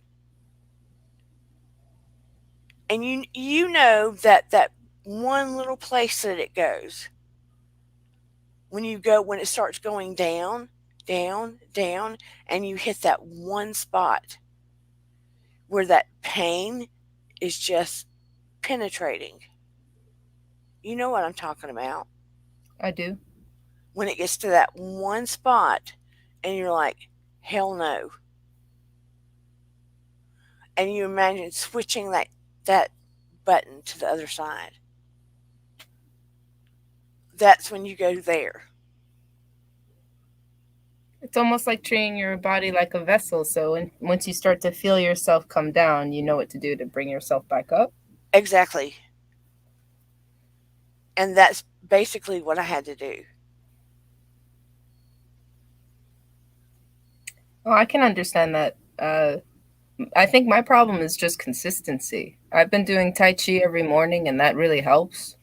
But I think it's just you have to be consistent with joy in order to maintain a certain level of happiness, I guess. Well, every day when you do that Tai Chi, start imagining that superhero switch. I will. Because if you do it for 3 weeks, it'll be an automatic in your system. But I have to believe I'm a superhero. No, you don't. You can believe that superhero switch is there. It's like an emergency switch. Like a fire switch. When you got a fire and you hit that switch and the alarm goes off. Oh, yes, yes. I know that switch. Yeah. So imagine you have that superhero switch for use from now on. Definitely feel a little bit more mighty. Yeah. So that when you start thinking, you can switch the gear. Trust me. Trust me. It's Okay, very it's very, very helpful. Because then trust you can me. you can go when it's going down there, you can go, oh hell no. And you can go, I can I got this, I can do this. Oh, uh, I'm really timid though, so sometimes I fall into situations that I don't want to be in just by being kind of like, ah. So Yeah. yeah, uh, But I'm just saying sometimes you need to know that you are empowered and you're going to find a way. I will. Because I'm saying if you're feeling like, okay, all right, it's dumped in my lap because they're going cuckoo, only in the places where you feel it's dumped in your lap. You know what I'm talking about. Yeah, it's easier said than done though, but I know exactly what you mean. No, it's always easier said than done. That's where you don't know how it's going to happen, but you're going to say it anyway. Yeah, it's kind of a default thing. But baby, you got to have faith sometimes. That's why I said I didn't know how or why it was going to happen, but I flipped the switch anyway. Okay, I got you. I got you too. Sometimes you just got to trust it anyway. And sometimes it just happens and you don't know how or why. Is that faith? That's faith. Oh, here comes Sheila's. Hey, Hey, Steve! how you going? How are you going? Not bad. I've just ended up down in the city for a little bit and thought I'd find a tree to sit under and jump online and join yous. Oh, hello, Goodness mate. tree. Oh my gosh, it's a beautiful day where you are. Yeah. Yeah. Something weird happened then. That was so strange. Sorry. It's all this energy and this juju. It was a hiccup in space. I was going to say, yeah. Man, look at the So, yeah, sky. I was just listening to what you were. Well, hang on a second. I'll see if I can put a nice backdrop behind me. Where are we here? Yes. There we go. Yes. Oh, that's beautiful. Oh my gosh, thank you so. Oh, that's awesome. That is gorgeous. That is So gorgeous. that is. So that is You could even see the ripples of the water. That's so cute. Oh wait, Yeah. hey, where'd you go? And he went out. He'll be back. That was Just beautiful. like a man, give it and take it away in a second. That was beautiful. Wasn't it? You could see the ripples of the ocean. Yeah, it's Halloween in New York City, so my neighbors decked out their house, and there's a skeleton going, "Oh, oh, oh, oh, oh, your soul is mine," right next to my window. very strange. Sorry. That's okay. Yeah. Or serendipitous. So, So I was just going to say, I was listening to you two while I was driving, so I had to pull over because obviously I can't talk while I'm driving in my car. And in regards to that whole Superman mode, getting yourself out of that hole, Yeah. one thing that I've found over the years, every single person that I've come across over the years that are spiritual people, and I think just in general with most people, is it's recognizing the signs that you're actually spiraling down is actually really, really, really important. Just starting to understand those moments, if you know what I mean. Yeah. It's you know, I've gone through it so many times as a teenager. You sit there and you're going, you know, why me? Da da da da da. You know, why is my next door neighbour's life so awesome? And you know, and mine's so crap. Excuse my language, but it's just that thing of just knowing that there's always a way to recognize what the heck's going on. And at first, it seems like it can take, it could be like take days for you to actually recognize what's been going on. But as you go along and you start focusing, you start actually noticing actual patterns that are going on within you, which then gives you the option to sit there and go, you know what, I don't have to allow these patterns to rule over me, because they're just synapses in your brain that have formed certain directions, and you've got the capacity to change that, if you know what I mean. Yeah. We all have that capacity in our mind to like literally pick a path and go, I'm not going to allow myself to start feeling bad all the time and being negative about myself, because we don't need to feel negative about ourselves. People do it for us. So Yeah.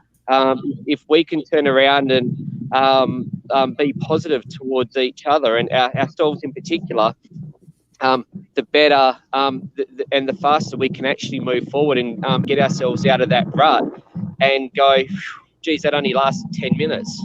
Oh man, that I recognize that I stopped it straight away. And like, that might take 6 months or a year, but starting that journey to actually know that you can snap those depressive thoughts is key, you know. And that can be stronger for some people than any medication that a doctor can ever give you, is recognizing and trying to develop a way to deal with it. Yeah. So I actually just love what you said. Like, there's no reason to put negativity on you. Other people will do that for you. That's correct. true. That's so true.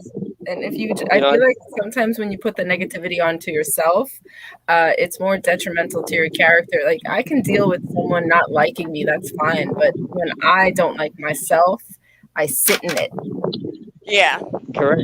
Absolutely. And that's the worst part is, you know, when we can deflect as much negativity from other people as much as we like, but when it's internally ourselves knocking ourselves down, it's hard to bounce back from that. But it's as I said, it's about knowing how to recognizing those signs and doing something for yourself, because that's all that's important, is you know, learning how to love yourself and not worrying about what other people think, but know that you're positive towards you all the time. That's all that counts. And two, look, when you're around little babies and they respond to you and they're all goofy and grinny, and babies see you for who you are. You understand what I'm saying? They see you for who you are. And that is a genuine response. And you should like suck that all up right there, because that is an A1, A plus response. And then when you turn it in the around in the mirror and go, "Ooh, you suck," but the baby's loving you all up right away, that is a genuine A plus response. Ooh, all that feedback. I don't know if that's wind or what. It's the winds from the ocean. Oh, I but think do you understand what I'm saying? Yeah. Babies give you an A plus right from heaven response.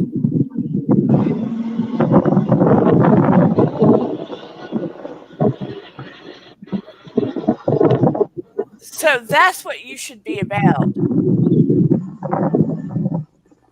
Baby. Think about it. I always get along with kids really well. It's adults that I have a problem with, I think. But the fact that kids love you, Oh, they are a reflection of what you give off in your soul. no, I have a And the very other thing, positive. I was going to say as well, Vince, the other thing as well, other than kids, are animals. Yeah. If animals pick up on your energy and they're drawn to you, animals are there's no boundaries, there's no preperception, there's no prejudice from animals. They're going to love you regardless if they know that you've got a good energy. So if you're giving that off and animals pick that up, then what have you got to worry about? You know what I mean? Yes, I know exactly what you mean. So then quit judging yourself so hard and get up and dance. Love yourself always. You know, and I mean that. Hey, love yourself always, because you know, if you can't love yourself, no one else can. So you gotta love yourself. I was going to say the same thing. If you don't love yourself, who's going to love you? I mean, even when you're blue, sometimes you've got to do stupid stuff to shake it out of your body. So yeah. Well, on that note, I've got to drive home to go see a little girl that I had to tell this morning about her rabbit. So Oh, I'm so sorry. I'll catch up with you. No, it's all good.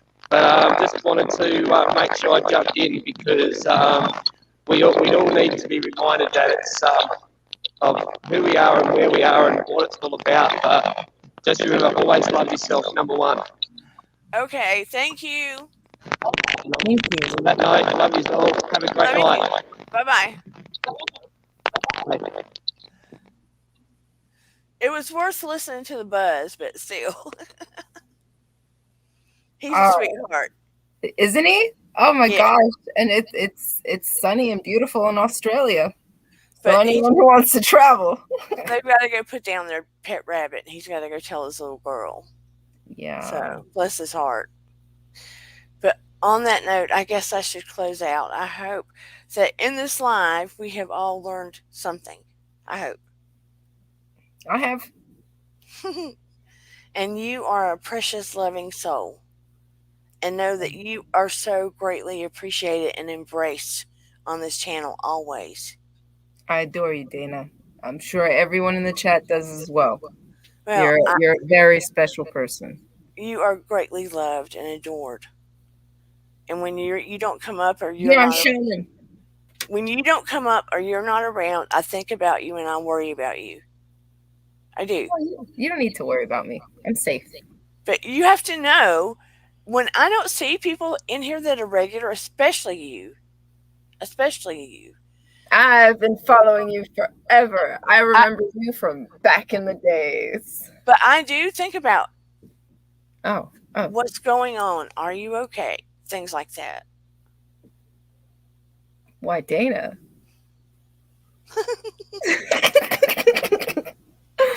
All right, you enjoy your night. You too. Oh, and Willow. Oh, yeah. Willow has been doing a wonderful job. She's modding. So, if anybody has any comments, if you have any questions, if you would like me to do, I can't remember what that's called. What is that called? That channel where you do it privately? Patreon. Yes, if you would like for me to do a Patreon where we can do classes and stuff like that, or private hypnosis or readings or anything like that, let me know. Put it down in the comments. Let's talk about it. We don't have a community tab until we reach 500 subscribers. So please like, subscribe, and share. Exactly. Share to I your friends, even friends that you don't even know are friends. Share.